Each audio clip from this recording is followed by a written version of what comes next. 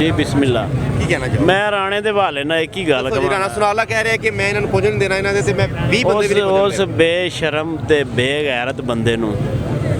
ਉਹਦੇ ਵਾਲੇ ਨਾਲ ਇੱਕ ਹੀ ਗੱਲ ਕਵਾਂਗਾ ਵੀ ਉਹਦੀ ਮੋਟਰਵੇ ਤੇ ਇੱਕ ਮੁੱਛ ਲਾ ਕੇ ਉਹਨਾਂ ਸੁੱਟੀ ਸੀ ਤੇ ਹੁਣ ਇਨਸ਼ਾਅੱਲਾ ਅਸੀਂ ਦੋਵੇਂ ਮੁੱਛਾਂ ਇਹਦੀਆਂ ਲਾ ਦਿਆਂਗੇ ਠੀਕ ਹੈ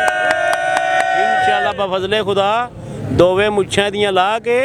ਤੇ ਇਹਨੂੰ ਜਿਸ ਤਰ੍ਹਾਂ ਇਹ ਰੰਡੀ ਦਾ ਬੱਚਾ ਰੰਡੀਆਂ ਵਾਲੀਆਂ ਗੱਲਾਂ ਕਰਦਾ ਨਾ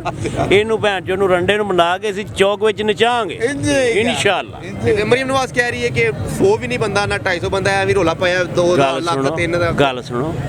ਕਿਸੇ ਸੱਚੇ ਬੰਦੇ ਦੀ ਗੱਲ ਕਰੋ ਮਰੀਮ ਨਵਾਜ਼ ਤੇ ਪੈਦਾਇਸ਼ੀ ਝੂਠੀ ਹੈ ਉਹਦੀ ਗੱਲ ਤੇ ਕੀ ਯਕੀਨ ਕਰਨਾ कैसे हो तो मैं अपने खानदान से ले आऊँ क्या किया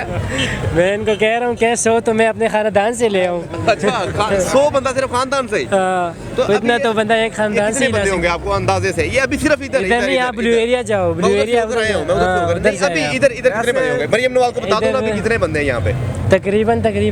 होंगे 8-10 हज़ार तक तो होंगे 11 पार्टियां जो मिलके बंदे इकट्ठे नहीं कर सकी खान ने उससे ज्यादा बंदे इकट्ठे कर दिए ਗੱਲ ਪਤਾ ਕੀ ਹੈ ਅਸੀਂ ਕਫਨ ਜਿਹੜਾ ਨਾ ਉਹ ਸਿਰ ਤੇ ਬੰਨ ਕੇ ਆਏ ਆ ਠੀਕ ਹੈ ਇਹ ਚਿੱਟਾ ਕਪੜਾ ਜਿਹੜਾ ਨਾ ਇਹ ਕਫਨ ਦੀ ਸ਼ਕਲ ਵਿੱਚ ਅਸੀਂ ਬੰਨ ਕੇ ਆਏ ਮਾਨੀ ਗੱਲ ਸਹੀ ਸੀਰੀਅਸ ਗੱਲ ਕਰ ਰਹੇ ਹਾਂ ਅਸੀਂ ਜਿਹੜੀ ਕਸ਼ਤੀ 'ਚ ਆਪਣੇ ਮੋਟਰਸਾਈਕਲ ਨੂੰ ਪਾਰ ਲੰਘਾਇਆ ਜਾਂ ਅਸੀਂ ਲੰਘੇ ਆ ਰਾਤ ਦੇ 9 ਵਜੇ ਦਰਿਆਏ ਜਿਹਲਮ ਤੋਂ कश्ती भी ਛੋਟੀ ਜਿਹੀ ਕਸ਼ਤੀ ਸੀ ਠੀਕ ਹੈ ਇੰਤਹਾਈ ਡੇਂਜਰਸ ਸੂਰਤ ਹਾਲ 'ਚ ਅਸੀਂ ਲੰਘ ਕੇ ਆਏ ਆ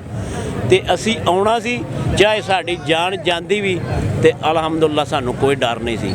ਖਾਨ ਦੇ ਹੁਕਮ ਤੇ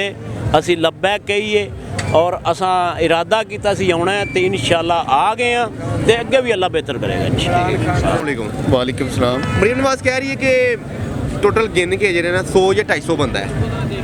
ਤੇ ਮਾਸ਼ਾਅੱਲਾ ਤੁਹਾਡੇ ਸਾਹਮਣੇ ਸਾਰੀ ਗੱਲ ਹੈ 300 ਤੋਂ 400 ਬੰਦਾ ਨਹੀਂ ਅਸੀਂ ਗੁਜਰਾਤ ਤੋਂ ਆ ਰਹੇ ਹਾਂ ਤੇ ਕਾਫੀ ਦੋਸਤ ਅਸੀਂ ਆਏ ਹਾਂ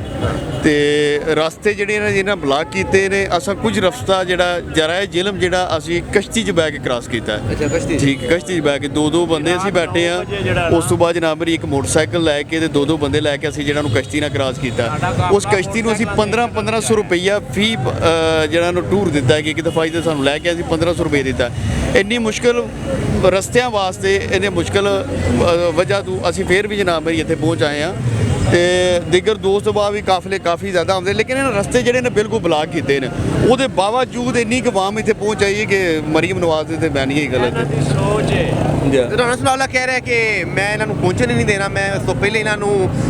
ਡੱਕ ਦੇਣਾ ਮੈਂ ਫੜ ਲੈਣਾ ਮੈਂ ਬਿਲਕੁਲ ਜਨਾਬ ਮੇਰੀ ਉਹਨਾਂ ਦਾ ਜਿਹੜਾ ਬਿਆਨੀਆ ਉਹ ਉਹਦੇ ਤੇ